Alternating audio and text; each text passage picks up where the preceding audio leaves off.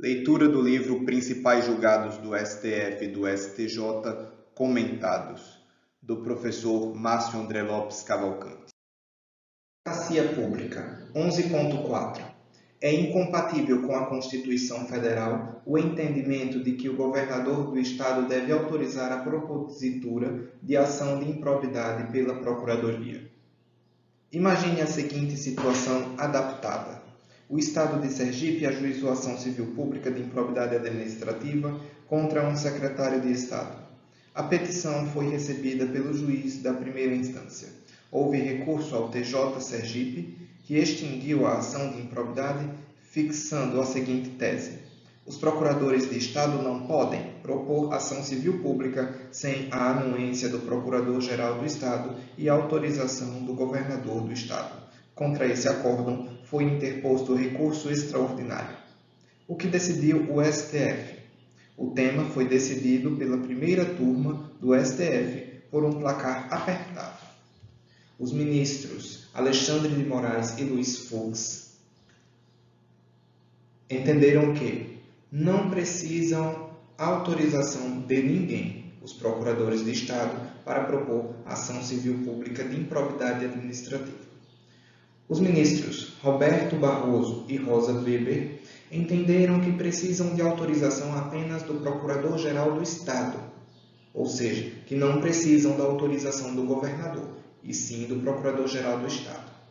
O ministro Marco Aurélio não conheceu do recurso extraordinário sob o fundamento de que o acórdão do TJ envolveu a interpretação de legislação local. Diante disso, qual entendimento prevaleceu? A primeira turma do STF entendeu que houve três posições distintas e que, diante disso, deveria prevalecer o chamado voto médio. Conforme explica Marcos Vinícius Rios Gonçalves, se os votos não forem dados em números ou quantidades, há de prevalecer o voto médio, isto é, aquele que não seja o mais favorável nem o mais desfavorável às partes.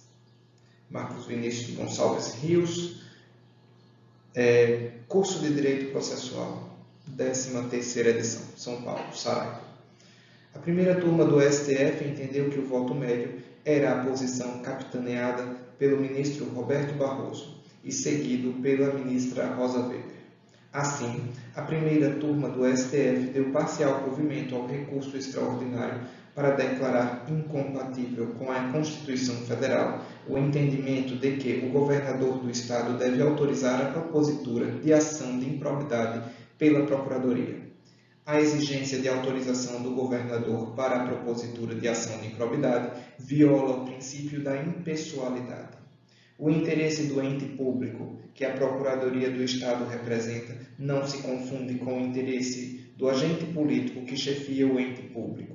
Nesse sentido, quando o interesse público demanda ou exige a atuação da PGE, como ocorre, por exemplo, no controle de legalidade exercido por meio da ação de improbidade, não pode a vontade do governador impedir essa atuação. Em suma, para que o procurador do Estado possa propor ação civil pública, exemplo, ação civil pública de improbidade administrativa, não é necessária a autorização do governador do Estado. No entanto, é indispensável a anuência do Procurador-Geral do Estado.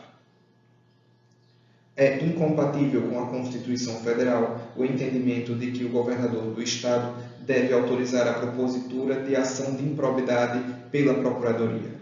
Primeira turma do STF, agravo em recurso extraordinário, 1.165.456. Ministro relator Marco Aurélio.